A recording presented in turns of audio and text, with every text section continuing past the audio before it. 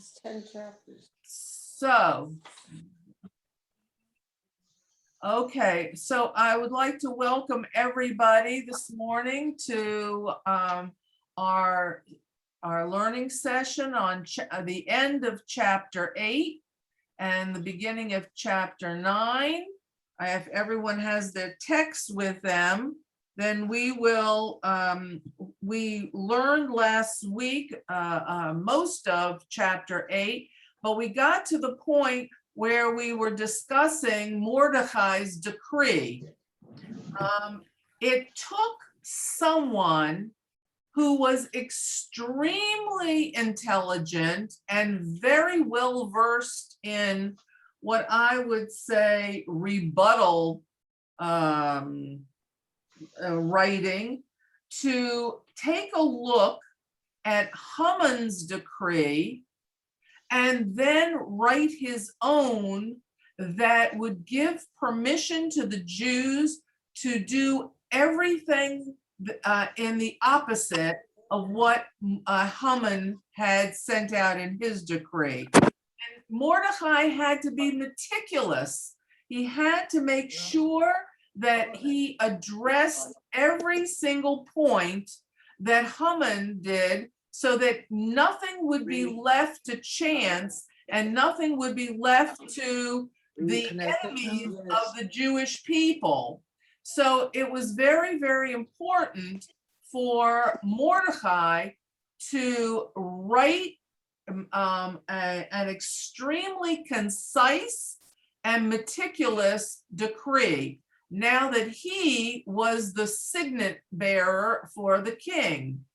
So let's take a look at the text. I want someone to read the text for us, and then we're going to discuss it. So if you please turn to Pasuk 9 in chapter 8, and I'd like to ask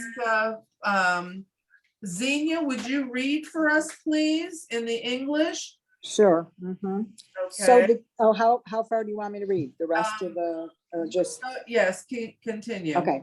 All right. So the king's scribes were summoned at that time on the 23rd day of the 3rd month, that is the month of Sivan, and letters were written at Mordecai's dictation to the Jews and to the satraps, the governors and the officials of the 127 provinces from India to Ethiopia, to every province in its own script and to every people in its own language, and to the Jews in their own script and language.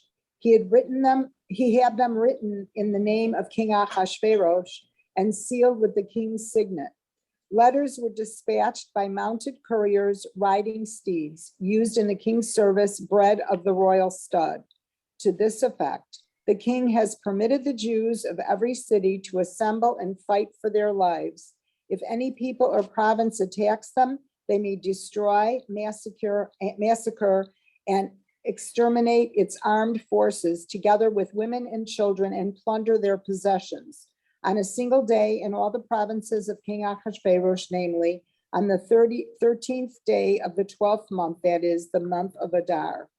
The text of the document was to be issued as a law in every single province. It was to be publicly displayed to all the peoples so that the Jews should be ready for that day to avenge themselves on their enemies. The couriers mounted on royal steeds went out in urgent haste at the king's command, and the decree was proclaimed in the fortress Shushan. Mordecai left the king's presence in royal robes of blue and white, with a magnificent crown of gold and a mantle of fine linen and purple wool. And the city of Shushan rang with joyous cries. The Jews enjoyed light and gladness, happiness and honor. And in every province and in every city, when the king's command and decree arrived, there was gladness and joy among the Jews, a feast and a holiday. And many of the people of the land professed to be Jews, for the fear of the Jews had fallen upon them.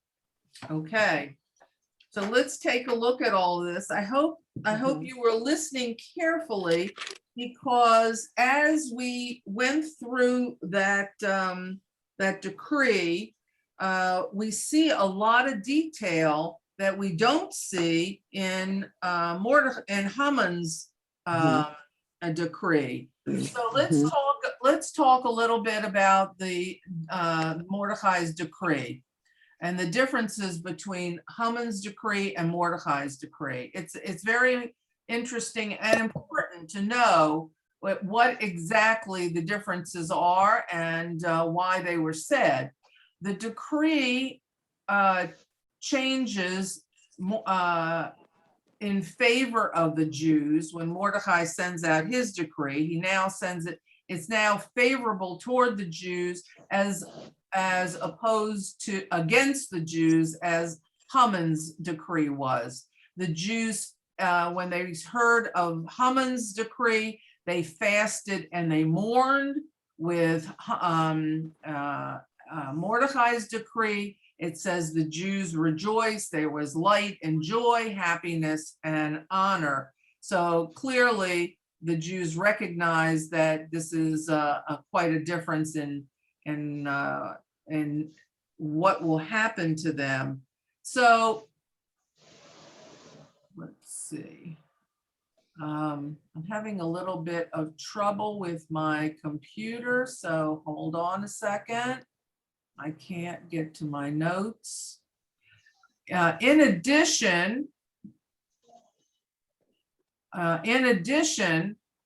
Mordecai, when he saw Haman's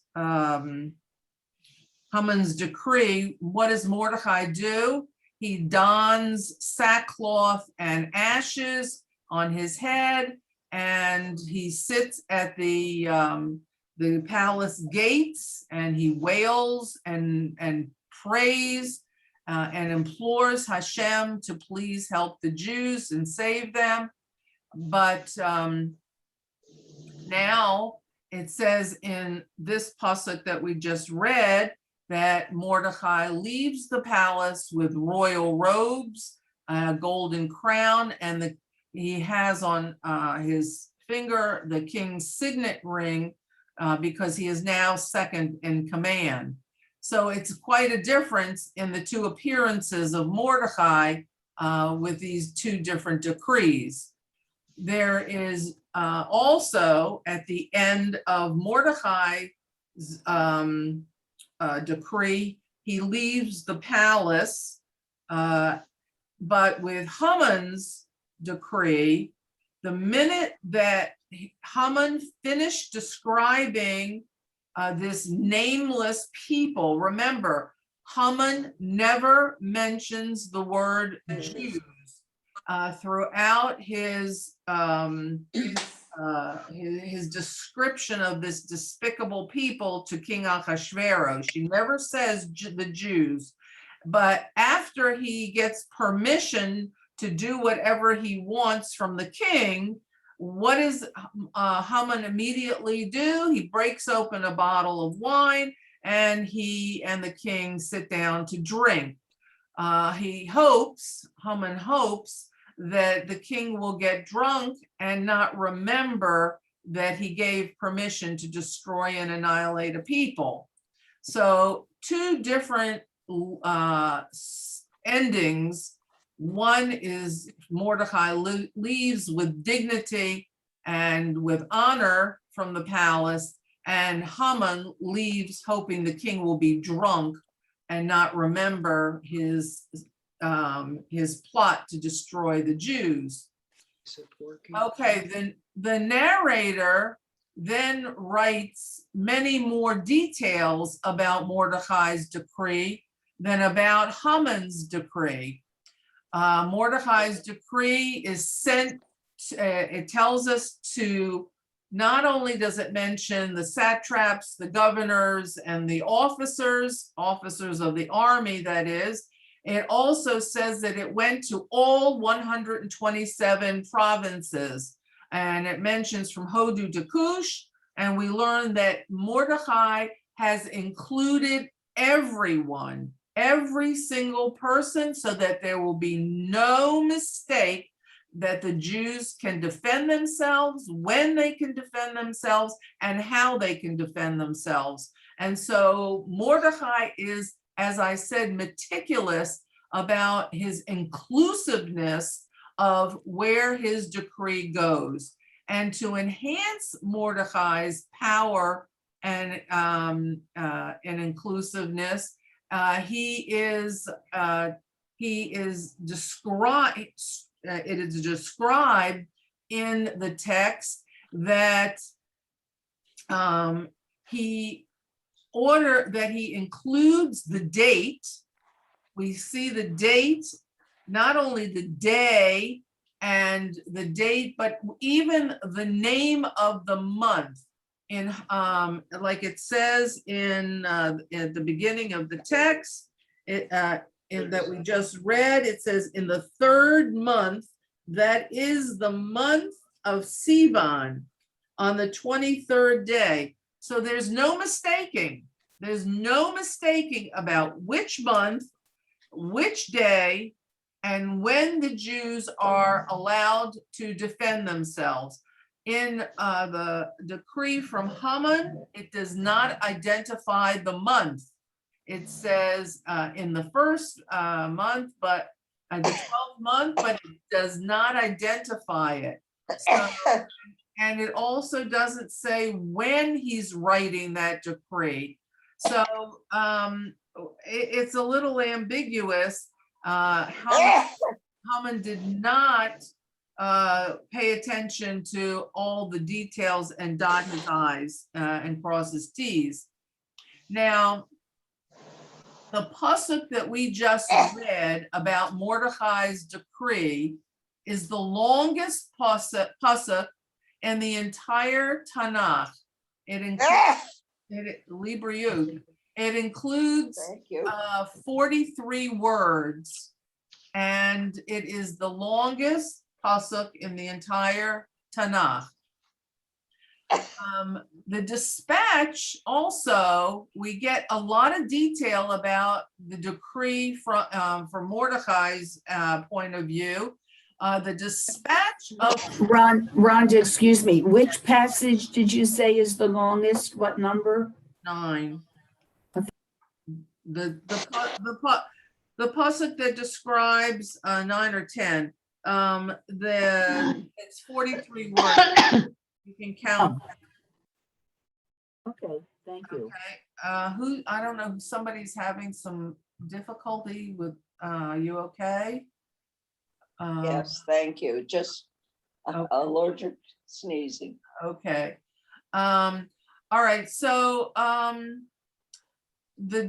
let's talk about the dispatch of the decrees. In Haman's case, the the decree is written, and he gives instruction that to send out with the couriers to all the king's provinces. It doesn't say all 127 in for Haman's, and it only names that it goes to the officers, the satraps, and the governors. Now, in Mordecai's decree, it not only says the officers, governors, and the satraps, it says all 127 provinces, and it also says to all peoples in their own language, and it includes the Jews, and it says that the Jews received the announcement, the decree, in their own language, in their own script. And we're surmising that this was probably Aramaic, because that was the vernacular of the street language of the Jews. However, the text of the Megillat Esther is written in Hebrew. So whether it was Hebrew that went out to the people, probably not. It was probably Aramaic. And then But would all the people in 120 places speak Aramaic? No, but it goes to the Jews in their own language. And all the Jews everywhere spoke Aramaic. Right. So, well, they also spoke other languages, but it specifically says that it goes to the Jews. So there'll be no question that the Jews will have understood it either in their language of country or their language of nationality of people. So Mordecai wanted to make sure that the Jews understood that they were allowed to defend themselves, and they were allowed to take spoils. It was something that was very important, and we'll discuss it in a minute. Now, in addition, in Mordecai's decree, it says that the decree was dispatched by mounted couriers riding steeds used in the king's service, bred of the royal stud.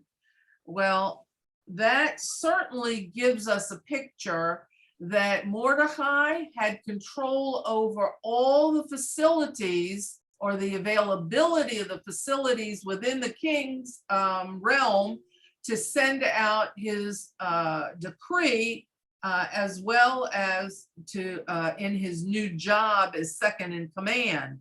Now, in Haman's decree, it just says the couriers were sent out, and it doesn't elaborate on the types of steeds, or the types of, or where they came from the royal stud.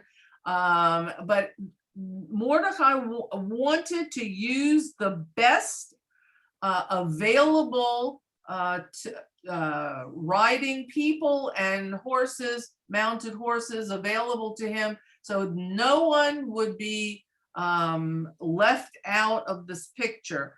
Now, for any of you who have seen the video that I think we sent out around Purim time last year, there was a video about Persia and Babylonia, and it was beautifully given over to us by, I think it was Nathaniel Barnea, and he was the one who gave us a tour, a video tour of the Babylonian Museum. In the Babylonian Museum, he showed us a map, and the map was of Persia and the routes that couriers would take to deliver the king's decrees. Now, I don't know whether you recall, but I found it particularly interesting that on that map, there were sections of the route that would take the couriers all over to the 127 provinces.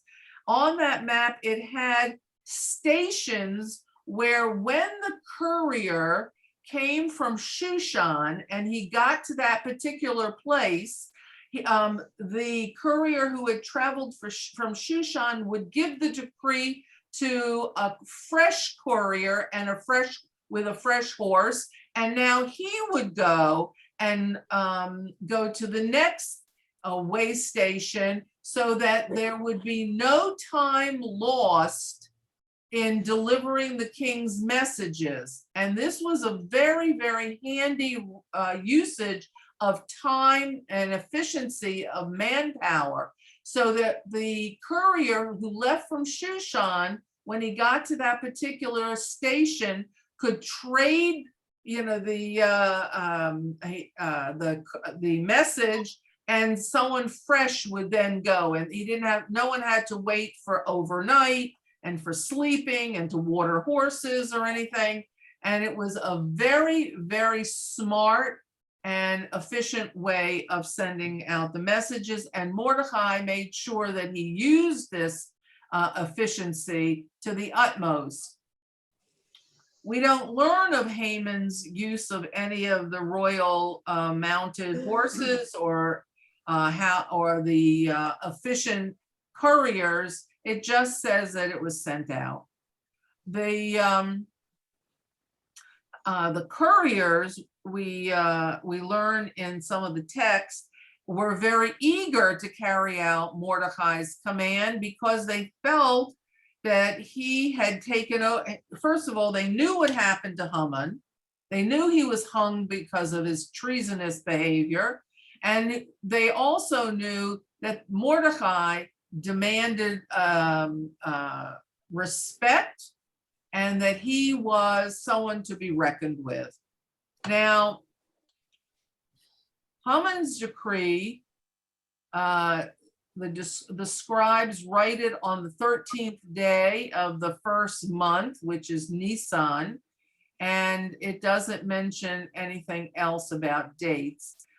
In Mordecai's decree, the scribes were called on the 23rd day of the third month, which we're told is Sivan, and that's included in the text of the decree, so there's no mistake about the dates. Now, we also learn that everything that Haman does is kind of like passive. In the text, it says that Haman's decree was written, was sealed, and was sent. In Mordecai's decree, it said Mordecai sealed. It's an active way. He didn't leave anything to chance. He himself supervised it and made sure everything happened according to what he wanted. He says the decree, he sealed it, Mordecai sealed it, he sent it, and it all is, and he wrote it. So he is a very active person in this decree, as opposed to Haman, who was very passive.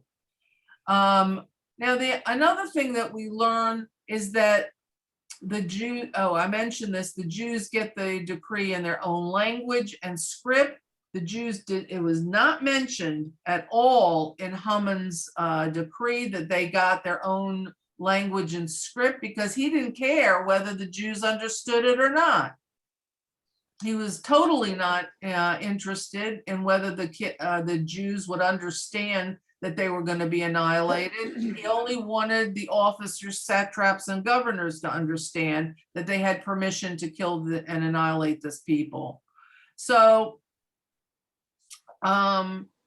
we see that this is quite a different kind of approach, and certainly Haman has Mordecai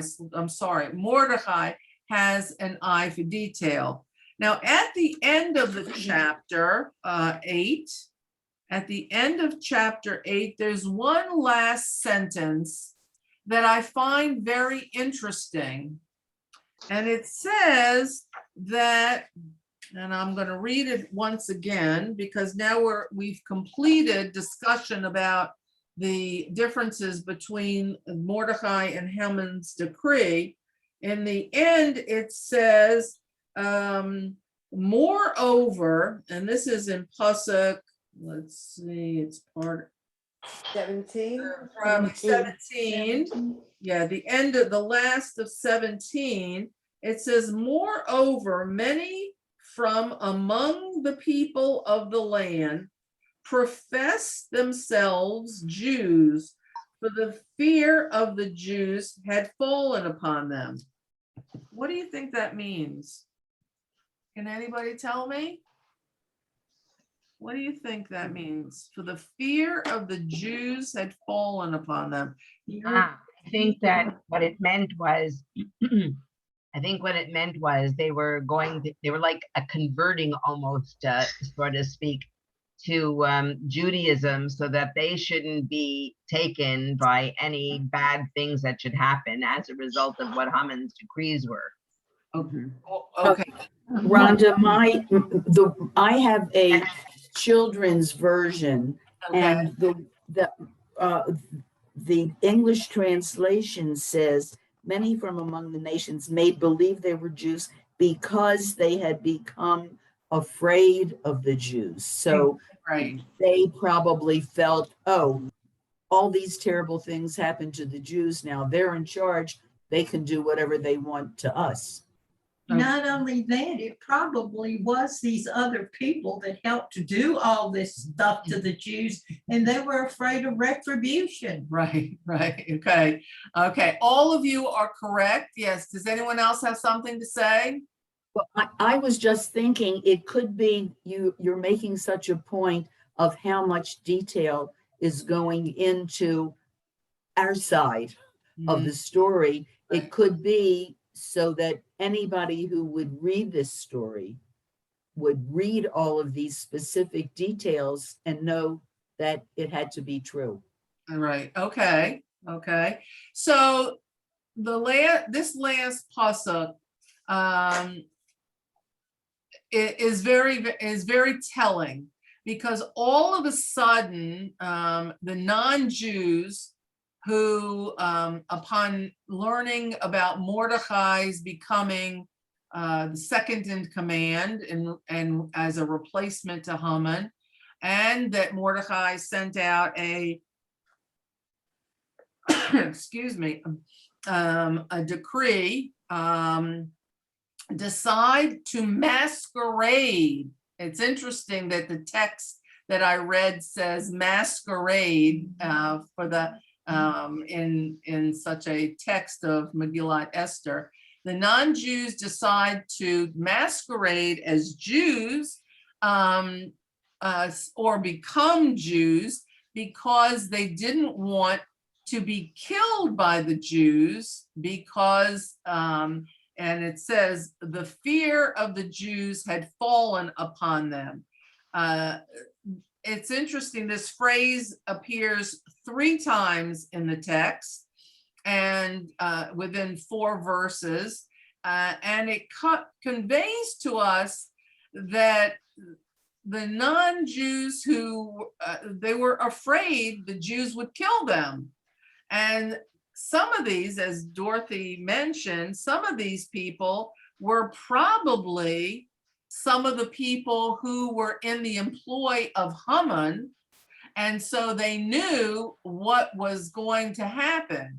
Now, they wanted to make sure that if the Jews now had permission to kill the non-Jews who were their enemies, then they wanted to make sure that they were on the good side of the Jews. Now, I want to talk about this particular pasuk for a moment, because it is in my studies, in my learning about this particular pasuk, what I was reading, it was very, very eye-opening to find out that anti-Semites and modern moralists take this particular section of Megillat Esther and say, aha, you see, the Jews couldn't wait to annihilate other people. They slaughtered them, they killed them, and they included men, not only the men, but women and children. And I want to go over this because if any time in any place you hear that this book of Esther, Megillat Esther, gives permission to the Jews to indiscriminately slaughter people, I want you to say, absolutely not. It does not. So let's make sure we understand this pasuk. They were able to defend themselves against their enemy.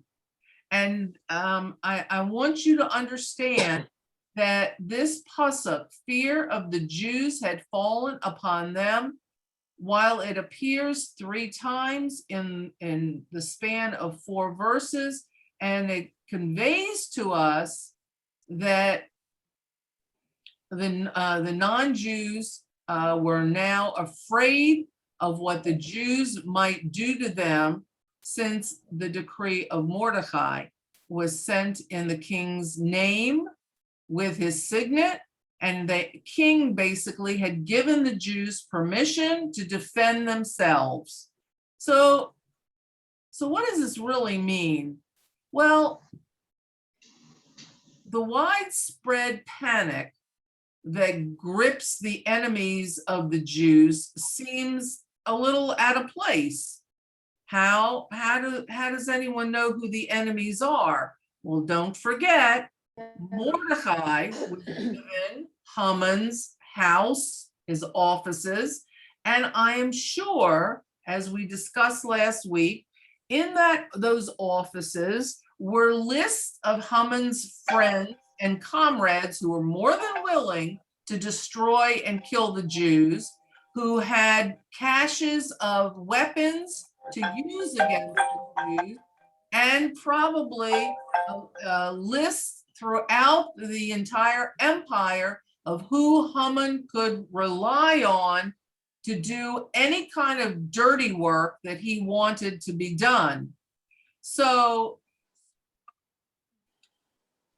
given that the Jews were a small minority scattered throughout the empire, and Haman's decree was still in place, don't forget, it could not be rescinded, because once the king sent out something with his signet ring, he could not, he was basically held hostage to that particular decree, whether he wanted to rescind it or not. And so the Jews now get permission from Mordecai's decree to defend themselves. In reality, these people are fearing the growing power of Mordecai as the king's representative, and they've heard about him. Word spread quickly that Mordecai was in control and in charge, and I'm sure that those conspirators or treasonous people who had signed on with Haman were now shaking in their boots, wondering whether they would be exposed or not. So they are probably some of the people who masquerade or pretend that they're Jews because of the quote, fear of them had fallen upon the people. And now, by selecting the phrase, fear had fallen on them, fallen upon all the people, this is written by the narrator of Megillat Esther, and it may very easily allude to the Tehillah, the Psalm 105, verse 38, which says, Egypt rejoiced when they left, for dread of Israel had fallen upon them. Oh, What does that mean? What verse? What verse was it? Tehillah 105, verse 38. Egypt rejoiced when they left, meaning the Jews, when the Jews left, for dread of Israel had fallen upon them. because the God of Israel was supposed to then be more powerful. So it's basically, to a certain extent, the war of the gods. Okay, that's certainly, and the God of Israel, had rained down his wrath on Egypt to Right. the extent that even some of the Egyptians wanted to leave Israel with the Jews because Egypt. Egypt, I'm sorry, they wanted to leave Egypt with the Jews because they saw how powerful God was. So the God of Israel had fallen down upon the Egyptians, and therefore they were glad when they were leaving. So by using this phrase, the narrator in Megillat Esther is comparing the salvation of the Jews in Persia to the salvation of the Jews in Egypt.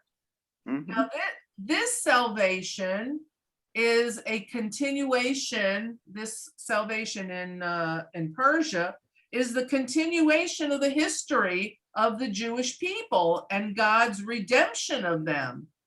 Interesting that is why this story of Megillat Esther was put into Tanakh, because for that very fact, it continues to show that God looked favorably and wanted to save his people even in Persia when they did not want to leave God. Persia. And after Cyrus the Great says to all of Israel, you can go home now after your Babylonian exile. And some of them said, no, we're very happy to stay here. We're very happy. We're very content. We're not going back to Israel. So I really think that this is a very important phrase that we should remember. This it's used to contrast the Exodus story where the Jews are leaving Mitzrayim to enter as Eretz Yisrael, while here in this text we learn the Jews don't leave to go to Eretz Yisrael. They don't leave Persia, and they stay under the Persian rule. And perhaps this is the very reason that for all this history to transpire to show the Jews should not have been in Persia. Now, for those of you who have been with me for years, you know that when the Jews have an opportunity to go back home and they don't, there's always trouble. Trouble from the outside world. And this is a recurring theme that we learn over and over and over again. The Jews just don't seem to learn and get it into their heads that we are supposed to be here in Eretz Yisrael. Now, let's leave chapter 8 for chapter 9. And can I get a reader for, let's see, let's get a reader for the chapter. Anybody? Come on, Becky. Where's Becky?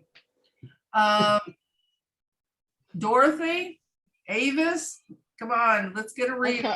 Okay, Okay, I'll I'm do ready. it. I'm Okay. happy. Go ahead. Avis? Me? Now in the 12th month, which is the month Adar, on the 13th day of the same, when the king's commandment and his decree drew near to be put in execution, in the day that the enemies of the Jews hoped to have rule over them, whereas it was turned to the contrary, that the Jews had rule over them that hated them. The Jews gathered themselves together in their cities throughout all the provinces of King Ahasuerus to lay hand on such as sought their hurt, and no man could withstand them, for the fear of them was fallen upon all the peoples. Again, you hear And the sentence, the fear of them was fallen upon, okay, go ahead. And all the princes of the provinces and the satraps and the governors and they that did the king's business helped the Jews, because the fear of Mordecai was fallen upon them. For Mordecai was great in the king's house, and his fame went forth throughout all the provinces. For the man Mordecai waxed greater and greater. And the Jews smote all their enemies with the stroke of the sword, and with slaughter and destruction, and did what they would unto them that hated them. And in Shushan the castle, the Jews slew and destroyed 500 men. And oh my gosh, do I have to read? And the 10 sons of, okay, and the 10 sons of Haman. Okay, sons of Haman.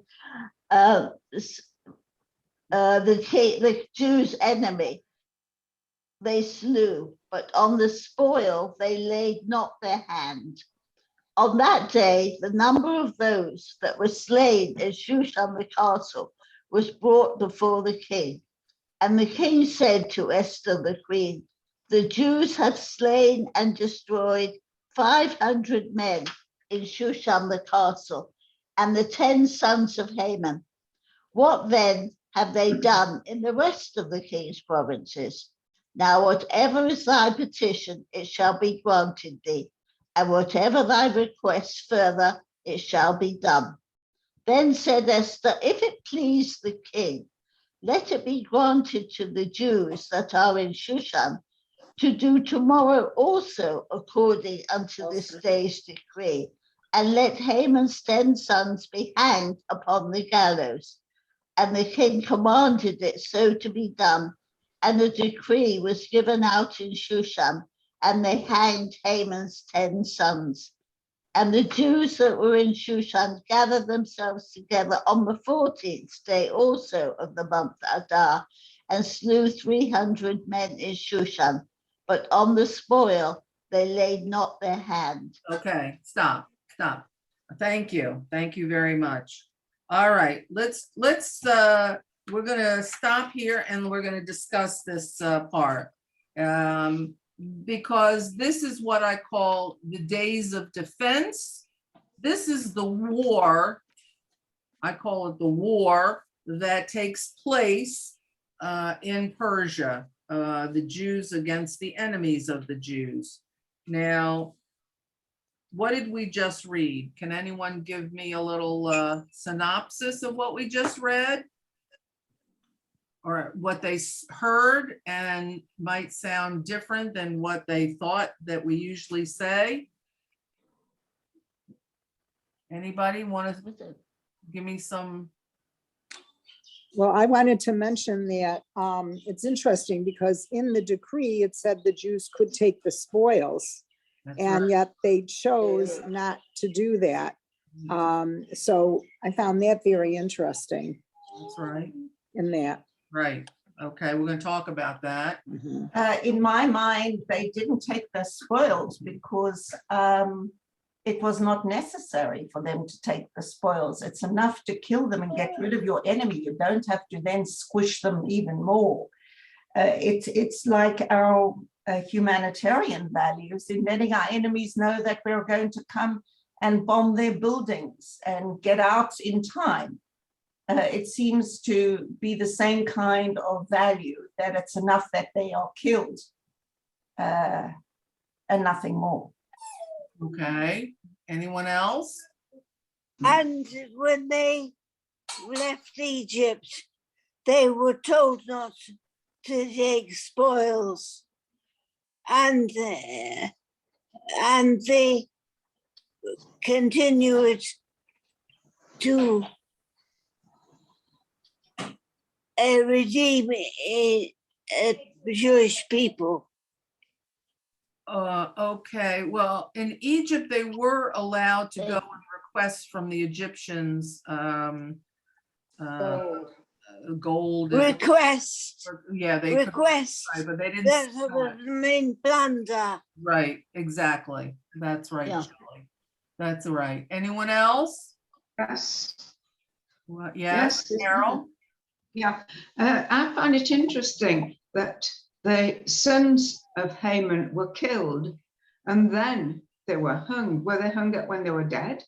Okay, we're going to talk about that. I'm glad you brought that up. Because that always had bothered me.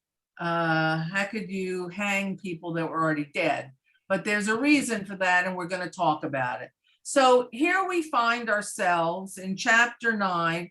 The day has come that the whole story has led up to this particular day. This is exactly the time that it has arrived where we find ourselves defending. The Jews now are given permission to defend ourselves.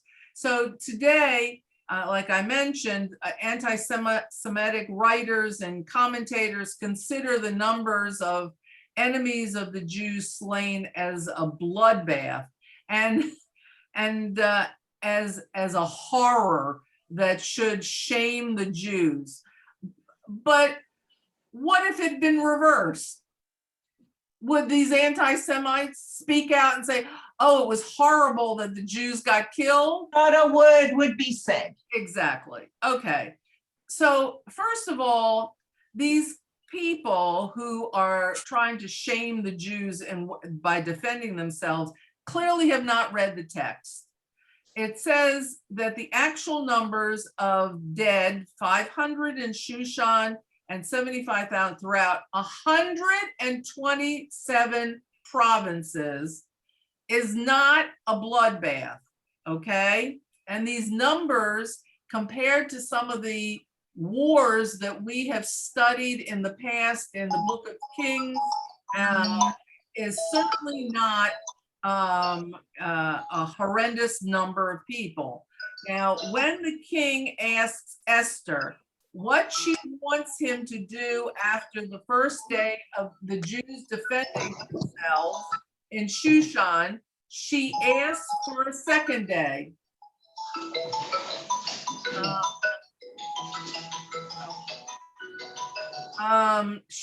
She asks for a second day. Now, Esther's request for an additional day in Shushan of the Jews defending themselves underscores the fact that there were specific leaders and enemies of the Jews that Mordecai and Esther had heard about through the papers that were left by Haman that told exactly who was going to be in charge of the annihilation of the Jews and killing the 500 people. They were not indiscriminate It wasn't that the Jews would walk up to somebody and say, oh, are you a Jew? No, I'm killing you.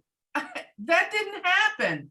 They were targeted killings of the enemies. And it says here over and over, they killed the enemies of the Jews. And how did they know the enemies of the Jews? Because Mordecai had the list and names of the people who were on the payroll of Haman to kill the Jews. So these people were destroyed, and Esther says to the king, can I have another day to complete the job, to finish the job that needed to be done? That's all she asked for. She does not ask for indiscriminate killing. And so we have to understand that Haman had a list of people in all the provinces, especially the local province of Shushan, where he had people on his payroll who were going to be able to help him kill the Jews.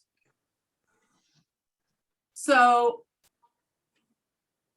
Esther, because the king asks her, he gives her an immediate count, and she knows that it is not everyone that was going to rise up against the Jews. And so the king gives her an opportunity to add another day to root out and to make the Jews of Shushan safe. That's all she wanted to do, is make the Jews safe. The fact that Mordecai had access to Haman's list was fortuitous, and it gave Mordecai and all those Jews in the different provinces the ability to only kill those who are willing to annihilate the Jews.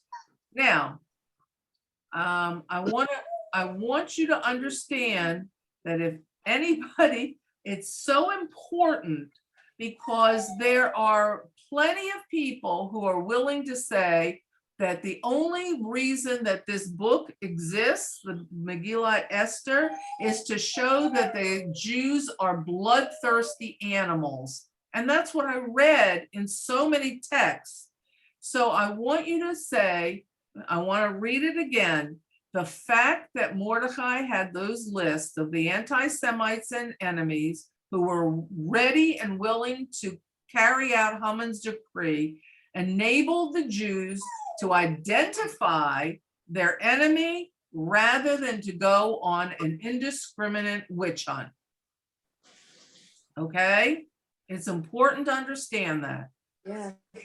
Modern moralists say that the killing spree of the Jews was uncalled for, and their murdering of women and children was atrocious. However, I want you to look at the text in chapter 9 on Pasuk. Let's see. I'm going to.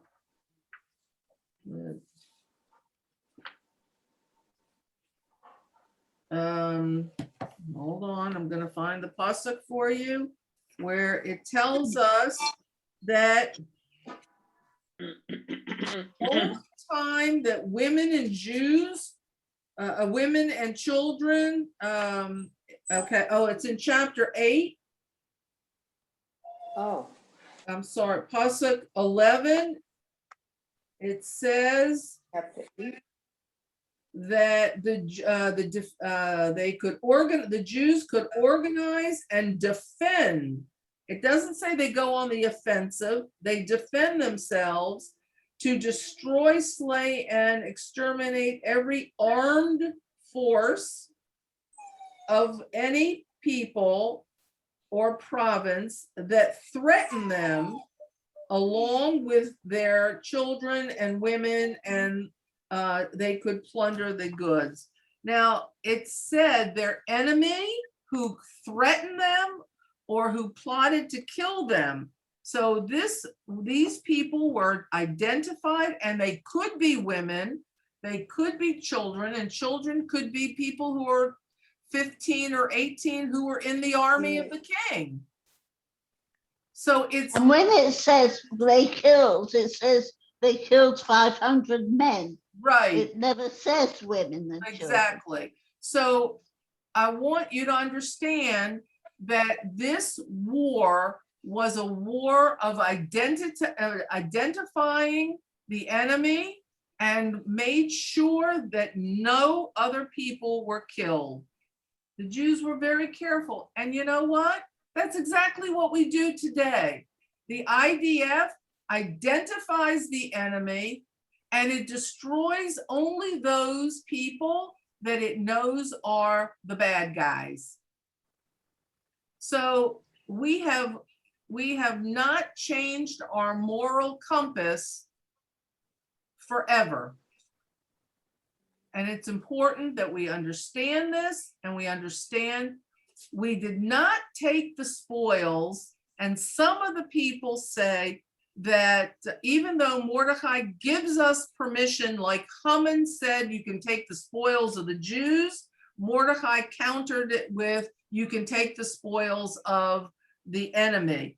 But the Jews decided not to, and some of the Mefarshim say the reason is a tikkun olam, that when God told Shaul to kill King Agag, the Amalekite, and Shaul did not kill the king and destroy everything. Shaul actually took some of the spoils and the animals from King Agag, which was against what God told him to do.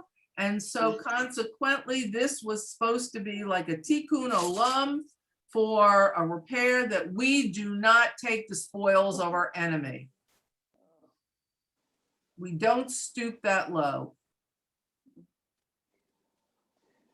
Are there any questions so far? Nope. Pretty quiet out there.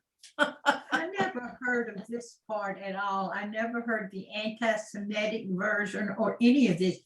And I don't think I ever paid any attention to this end of it once Haman is dead. Right. So that's the thing is, and that's why I'm so glad we're learning this, is because usually by the time we get to this Haman and the sons being hanged, we don't even listen to the rest of it because we're ready to go have treats and snacks and pack up our Megillah and leave.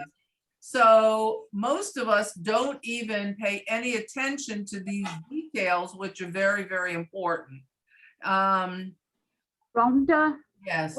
Rhonda, oh, I'm sorry. It's okay. I was going to say, don't you think that when we read the story as children, it was a little airbrushed over?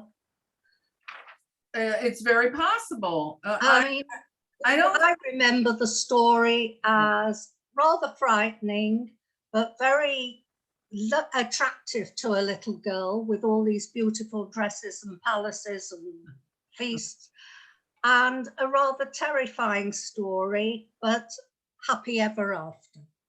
Okay. You're right. You're right. Most fairy tales are horrible. You're right, Shelley. They are. You're right, Shelley. If you look at the fairy tales, usually the stepmother gets the axe. Or the mother. But it all ends happily. Exactly. That's why they fairy tales. Yeah. Usually it's the mom and then in comes the stepmother. Okay. Rhonda, Yes. I just want to say something. I was watching for a change a Zoom last night, and it was a Jewish photographer who has been all around Africa visiting Jewish communities there. Some of them are sort of communities of Africans rather than European Jews. And he visited the island of Jerba, which is a part of Tunisia. And he showed us some photographs that he took of what the local Jews there do. I can't remember if he said it was the day before Purim or on Purim. They crucify an effigy of Haman. Yeah. Oh dear. Wow. That's interesting. He showed us photographs Wow. of like a frame that looked like a cross. I think it must be, maybe that is a symbolic thing, I don't know. But it certainly showed that there had been quite a big fire and people standing all around it, which I thought was really very interesting because it's like a symbolic It's like guideposts. It's like reaction. guideposts. Kind of a reaction or a symbolic massacre. I don't know what to call it, but I found it very interesting that in a place like that, that's what they do. Okay, thank you for sharing. Can I say something, Rhonda? I found it interesting that they sent out this decree to everybody from India to Ethiopia, which showed that there were Jews then in all these places. Yes, they were. Yeah. That's right. Absolutely. Absolutely. Okay, so I want to just tell you that if you want to look to see specifically where it talks about that the Jews fought against the Gentiles, but specifically their enemies. It wasn't just any Gentile in general. It's in chapter 9, verse 1, 2, and 5, where it gives the parameters of who the Jews are allowed to kill. And it specifically says the enemies of the Jews. Now, at the end of the description of the battles, and this is a war, folks, this is a war against annihilation. In the description of these battles, 3 of them in verse 10, 15, and 16, it says, they did not lay their hands on the spoils. So it's mentioned 3 specific times. And while Mordecai's decree allows them to take the spoils, they choose that not to. Another example that the Jews were not bloodthirsty and that they established the celebration of the their deliverance on the day after the battles rather than the day of the battles. So when it says they fought on the 13th of Adar, we celebrate on the 14th of Adar. in Shushan, the walled city, where they had 2 days of fighting, the 13th and the 14th, then the Jews celebrated on the 15th. So just like when the Jews left Egypt and the Egyptians were drowned in the Sea of Reeds, we were not supposed to celebrate the death of our enemies, or even though we were victorious against horrendous situation. Here again, it shows that we are not celebrating the victory of killing people. We are celebrating the liberation of ourselves, of our nation, against those who wish to destroy us. So that's why we celebrate on the 14th and 15th of Adar. Okay. Now, one of the questions, no, what's the matter? No, because you start in the evening before, don't you?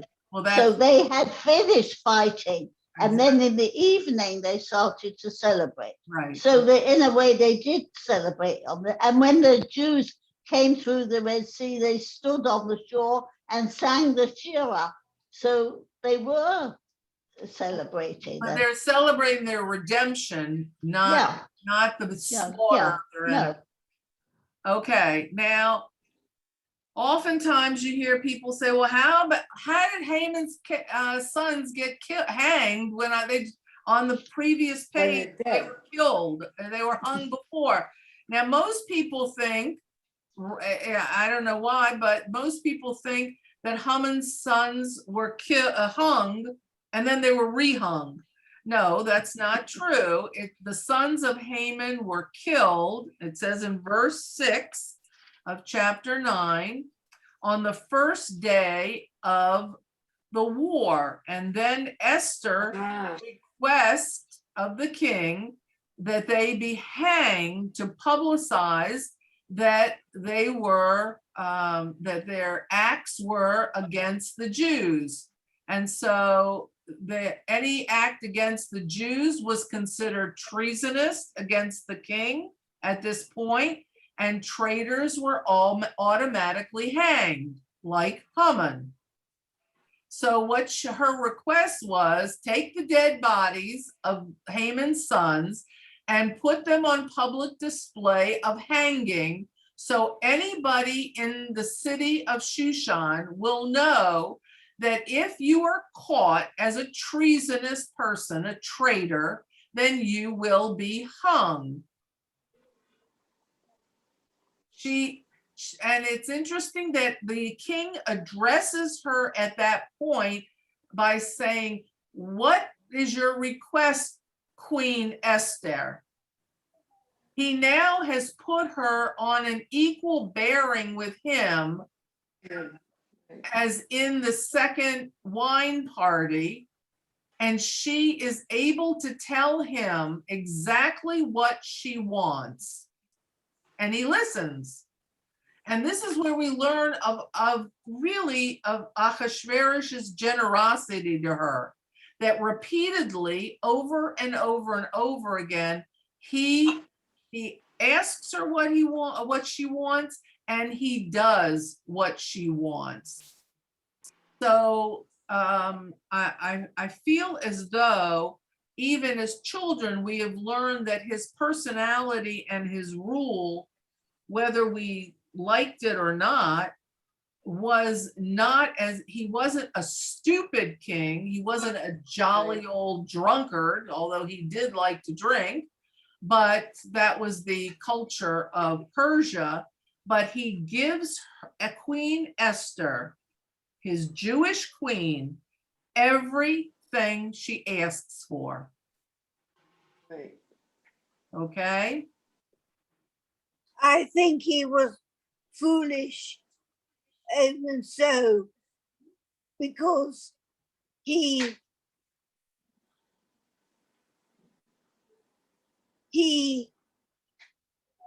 I'm sorry, I can't finish my sentence. That's okay. That's all right, Shelley. He may have seemed foolish when he didn't really ask any questions of Haman. He trusted him implicitly. And like Haman, he just said, okay, whatever you want to do. He felt he trusted him, but his trust was misplaced. We don't see the king asking Mordecai any questions either. Like, oh, who are the Jews going to kill? Oh, well, I don't want you to kill those people. Or, oh, one of them is my cousin second removed, or I don't want you to kill this one. I don't want you to kill my cousin. I don't want you to kill, my buddy, my general, my this. He doesn't ask any questions. He doesn't put any restraints on Mordecai either. So whether that was the type of king that he was, or whether it was the type of government that was run in Persia, we're not really sure. But the fact of the matter is, he's not a detail man, King Ahasuerus, but he's good to Esther. I think it's interesting to note that when we first see Esther and she's first the queen, she's almost this scared, shy, undemanding, unknowledgeable young woman. And we have seen her grow from that to strong, determined woman who wants it all done with nothing left over. Absolutely. Totally, entirely different change in growth and maturity, right, and personnel. So over the years, Do we know? Yeah, go ahead, Dorothy. Do we know how many years have taken place from when she first became the queen? I think it's 9 years.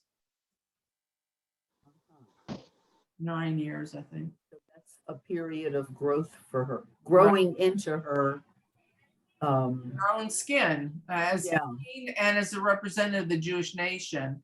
And she now is the voice of the Megillah, as opposed to Mordecai, who at the beginning was the voice of the Megillah. So now I'm going to stop, ladies, at this point. Let's stop our recording.